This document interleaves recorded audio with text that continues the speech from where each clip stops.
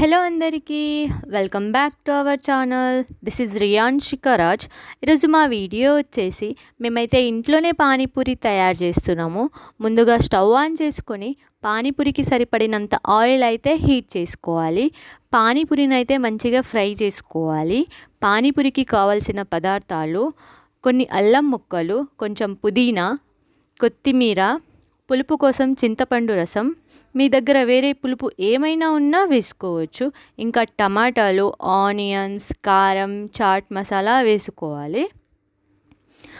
ముందుగా stove on చేసుకుని oil అయితే హీట్ చేసుకోవాలి.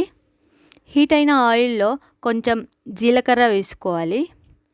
తర్వాత ఆనియన్స్ వేసుకొని ఆనియన్స్ని అయితే మంచిగా ఫ్రై చేసుకోవాలి.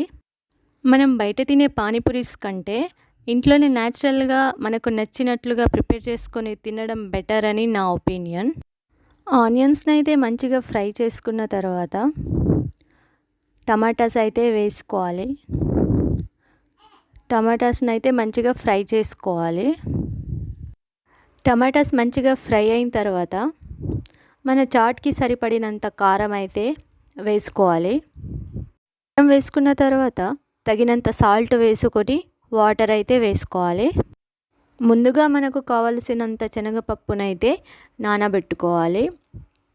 బఠానీలతో కూడా చేసుకోవచ్చు, బట్ మాకు బఠానీలు అవైలబుల్గా లేదు కాబట్టి మేము శనగపప్పుతో చేస్తున్నాము. మీరైతే బఠానీలతో చేసుకుంటారా, శనగపప్పుతో చేసుకుంటారా అనేది మీ ఇష్టం. మనం ముందుగా నానబెట్టుకున్న మిశ్రమాన్ని అయితే మంచిగా కలుపుకోవాలి.